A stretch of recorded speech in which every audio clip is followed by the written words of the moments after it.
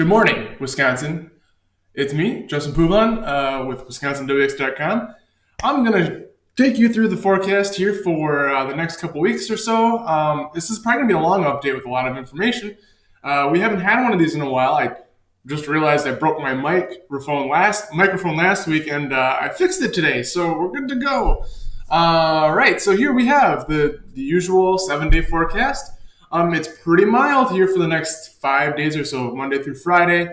Today being Monday, but and then Saturday, Sunday looks like that's probably going to turn a little bit towards more of a colder, snowier sort of storm or pattern there. We'll talk about it.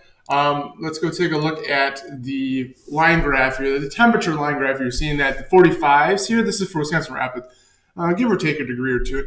And I should also say that northern Wisconsin's colder than southern Wisconsin, and it's been that way for a month or so. So just know that. But here we have the 45, and then the average high temperature seems to be a lot lower than that. It's coming in, the average high is down here 25, which I don't know. I feel like that's maybe a little bit low, but I don't know. I could be wrong for this time of year in Wisconsin Rapids. So this is close to 20 degrees above average, which is pretty substantial. Yes. And so let's take a look at the line graph. This is like the climate graph, how the way things have been trending over the last 5 years. What we have here with the red line is this current year. I think the data is a little bit behind. Probably looks like it goes through mid-month because we've warmed up a little bit here. That red line should be closer to average. The black line is the 5-year average. And there you can see how right here, this little gray line that kind of goes in between the black line. I have to work on the color schemes. I apologize. But that's the 30-year average. So what this is telling you is this black line is kind of going bouncing back and forth between it. You're having cold periods and warm periods. There's really it seems like that January to March timeframe tends to be the timeframe where you get those big cold polar vortex outbreaks, and you're seeing it more frequently in the 5-year versus the 30-year average. This is one way to gauge how the climate is trending, which way it's going. You can't see it because my head is in the way, but if I remove my head, actually just do it. You can see that 1 month we're trending -2 degrees below average. The 12-month is 1.8 degrees below average here in Green Bay. So no, it's not runaway global warming. No, it's not global cooling or ice age. It's sort of just a little bit cooler than normal right now. And it's been that way. Okay, so that's what we got. What I wanted to show mainly was that you have, here, let me bring my head back so you can see me. When I show myself, because there's a human element to this, and I have to talk with my hands, and I'm a real person and stuff like that. So anyways, we have this line here that goes up like this crazy one. That's last year. And you can tell the difference between this line and the other gray line because it's a little bit more crazy, because that's our normal weather. Normally it does kind of go back and forth across the average, okay? It's not supposed to be average all the time. That's normal for us. So anyways, last year we went on this warm pattern here where our dips were kind of down to average and then back up to well above average. And you see that a couple times here we peaked well above the 2 standard deviations. So what that means is I keep feeling like we get these similarities to last year where it's mild around Christmas time and everybody's going, what the heck is going on? Everybody's getting frustrated, especially if you have a winter business, that you need the snow, you're not getting it. I will say, though, that we're above average on snowfall, Wisconsin as a whole, because southern Wisconsin got it in late October, November, and northern Wisconsin got it in November, maybe early December. So we're not behind on snowfall. We're above, I believe. I should double check that. But usually when I bring it up is because these winters, sometimes around like January 1st and the New Year sets in, the winter prior to that can sometimes be totally different from the winter that happens after. So you flip a switch and you go boom right into a really hardcore, brutal winter sometimes. And that could definitely happen this year. And I'm sort of feeling that it might. But basically my point is that we did this last year. We were above average. And look what happens here, okay, last year.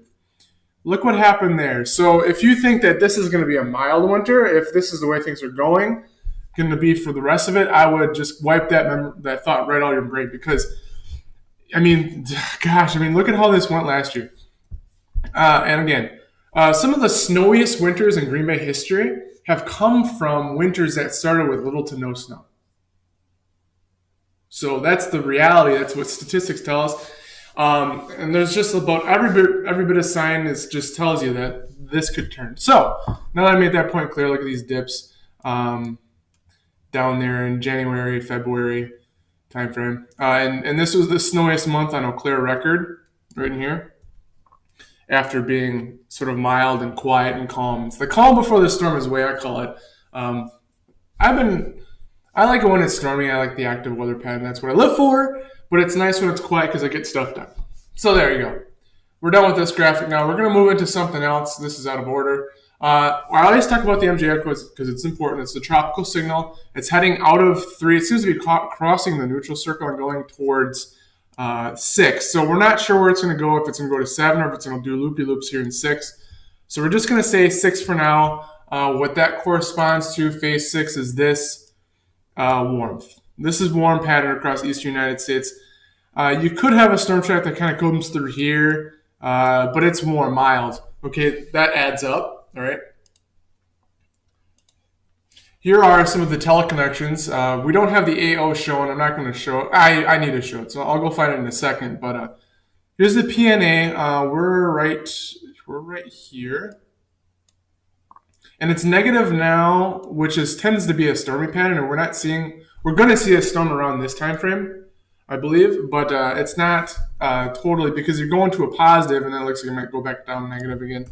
The NAO is in a negative time, and then it goes positive here. So this right here is what we're heading into. Sort of like not as favorable for a major storm. This one here is more of a flat zonal pattern for the upper part of the United States. And then the EPO here is not really signaling a major outbreak of cold anywhere in this time frame. You typically, with the negative, when you get down in here, that's where you see the cold outbursts come diving south into the United States more frequently. So I'm not seeing that. Yeah, I already showed you that. Here is the EPO again, just to show when it's not. Here's what for the cold you want the negative. This is negative, and you're seeing that. That's how you get that cold building down south. And yeah, it's positive right now, and it's going to be mainly positive with just a little bit of a hint, maybe of a neutral or negative there. Towards the early part of January. And just to show, here's the NAO. When it's in a positive pattern, this is the typical pattern. It's more of a zonal flow like this across the United States. Not much happening. Contrary to this with a negative NAO, where you get the cold to build down into the eastern part of the United States. We'll go back one more time.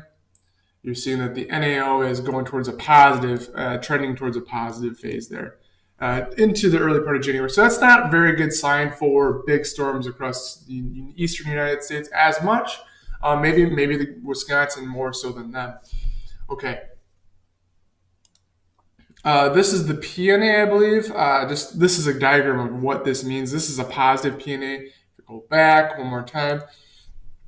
So I'm just going through this because I want you guys to have a better, more broad perspective of the weather here. It's not just looking at an operational model and going, oh, yeah, that's what's going to happen. See, so when positive, the PNA is more on a positive to neutral end of things there in early January, which corresponds to more of a ridging signal across the. Sorry, it's hard to see. This is Wisconsin here. More of a ridging signal here. But when you want what you want for a stormy pattern in Wisconsin is this to be the opposite. You want a trough here and a storm track coming through here. Okay. Excuse me. Okay. So here's the 5 millibar polar jet stream. I call it polar jet stream. This is what I just look at. You're seeing as we go through the week here, you do see this trough building. So when I'm talking about a mild, more warmer, mild pattern. It's not, I mean, it's warm now and it's going to be this week, but you're seeing this trough build. So I might be a few days out ahead of this trough. So I might be looking already to next weekend, into the week after, into early January, kind of overlooking this current week. Just so you see, when you see this big trough you're building out, this is more of a southern stream trough. You're not seeing the polar interaction with it. And then this is the GFS. As we go into the weekend, it has this phasing going on right in here, and then you have a big storm blowing up across the Wisconsin Great Lakes region. So we have to watch out for that. That's what the GFS is showing, but it's really like kind of like on thin ice a little bit because the way these things come together, just so in the moment, it's if this is just a little bit delayed, if the polar part of it is not right there, then everything just falls apart. So that's the jet stream. And as we go beyond that, you do see more of the polar jet stream coming in out of the north and the southern stream kind of down in here. But you see that flow is more like out of the Pacific kind of region. And then it tries to develop more of a, looks like more of a troughiness across the United States. North America, late in the period, I'm not going to go out that far. What that corresponds to is that trough that builds out here in the west here in the next week. Is a storm kicking out, as we mentioned. I showed it with the upper level of the polar jet that looked like this, and then the southern stream kind of like this, coming together here. Here is that low pressure system that corresponds to that, and as it comes through, it doesn't seem to have as much cold air until it gets to about here. So you'll see that this is the GFS. This is the most aggressive model I could find, and you're seeing that storm does blow up pretty good there. But again, there's a lot of things that have to come together just right for this to happen. And it could happen. I'm not saying it won't, but yeah, that could be a big storm for the region if the GFS is correct. So we have to keep an eye on that. But I would just not be too crazy about it yet because if we look at the European, it's for the same time period. This is total almost. It's not opposites. It does show a storm. The way it handles the evolution though is totally different, and it's much weaker. It's not even worth talking about, honestly. So. What I've learned is consistency within one model doesn't mean anything. When you have consistency between two or more models, that's when you really want to pay attention. And we're just not seeing that consistency yet. So we'll keep an eye on it though. Here's the European, this is the GFS, 120 hours. This is really hard to see, I apologize. But you do have that low pressure system that builds, and these are like Ensemble. So you just take the variables and you tweak them a little bit in the forecast model, and you come up with a big spread of variations and possible outcomes. And actually, this is probably too early, but it's basically showing at that 120-hour time frame. They're all kind of in agreement on having that low pressure system down in the southwest, but how it evolves out of that area into the Great Lakes region is sort of could go a million different ways. Okay. Here is the 500 millibar. This is the Ensemble 5-day block for looks like early January, pretty much after New Year here. You're seeing that a tendency towards above average heights across this region, which would correspond to a warmer pattern across the United States. So yeah, that's basically, and then you can see here's that temperature anomaly for that same time period. It does have the colder down here, but I would say that where you're seeing the biggest impact is across this region where, because you have that Pacific flow out of it's just, yeah. And this is in an area where it's been kind of colder lately. So it's kind of a contrasty thing that, interesting to note. But this is what the pattern sort of looks like way out. This is at 342 hours late. This is January 6th. Maybe there's some signs of a trough that would want to build across the United States at that point, which would kind of make sense. If you take a look at these phases here, so we go back to the MJO. If I can find it, here it is. So let's pretend for a second that we're in 6 here, but if we were to go towards 7, 8, and 1, eventually we will. It's a matter of timing, and it could be weeks that this is displaced, but let's pretend that, for the next week or two, we're in this 6, 7 time frame of space, and then we'll take a look at the phases here. This tends to be warmer. I'm not showing you the precipitation trends because I notice it's sort of like useless in a sense this time of year, the precipitation trends, because they're all kind of showing the same thing, and it's not a very good signal. I apologize. So I apologize for not showing it, but that's why. So 6, 7, there tend to be warmer. This is like the warmest of the two. And then this is more of a mild pattern where it shows that there's some cold now building in like this. And then phase 8's down here. Cold across the eastern United States. Not as much across the west. This is more of an in-between kind of thing. And then phase 1 is really cold across the Great Lakes. So if we follow this pattern from 6 to 7 to 8 and then to 1, pretend-wise, I'm not saying this is going to happen exactly like this each week, but If we do that, then we'll probably end up in a pretty cold pattern sometime in January. If I don't know, I'm not ready to nail down a week or a date or anything like that yet. But that seems to be what's coming up after we get through this mild pattern, which makes sense with the way we started this forecast, is to say that this thing can flip. And I'll go back to that again, is this type of thing could definitely happen this year. And the models, the operational models, are just going to show this for now until you see that change happening in the tropics. And then you're going to see them all go towards this. And it's going to be like, whoa, wow, that's interesting change, So that's what I got for you today. I just want to make sure I covered everything. Yeah, so it's gonna be warm for now. I mean, and I talk about this generally speaking because I just don't think it's useful to like go into the future and try to pigeonhole some of these storms or like make a big headline about it. Mild now, and then there's going to be a change, and I think that probably, gosh, just guessing here, I don't think it's not going to be the first week of January. It might be the second or third that we see a change in that. This is kind of like the most unscientific way of doing it, but you look at the length of this warm pattern here, and then you just displace it like a week or two out this way to line up with what we're in now, and then that kind of ends up being more of a mid or late January flip there, maybe February even. So we'll see. We'll see. I don't know. Anyways, I'm working on. So our members are going to be not in the near future, but in the next month or two, we're going to be having access to more of these weekly forecasts because I'm going to tend to break these things down into weeks and try to be more concrete and try to make some predictions and on the weekly time scales and challenge myself that way. Members will have access to that, but that's something that's coming up and I'm thinking about. And I think I finally have it in this place where I can do a good job with it. Because when you have ideas and they're not fully formed, you just don't want to force it down. You kind of want to wait until things kind of coalesce and come together. But that's what's happening for me right now. I'm working on something else. I'm not talking too much about it, but you'll see in a little bit what it is. And we're gonna keep it a little bit quiet here.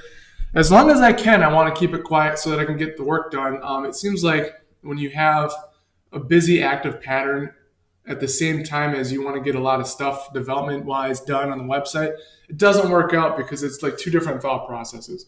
So that's what I've learned, but I'm really enjoying this time frame.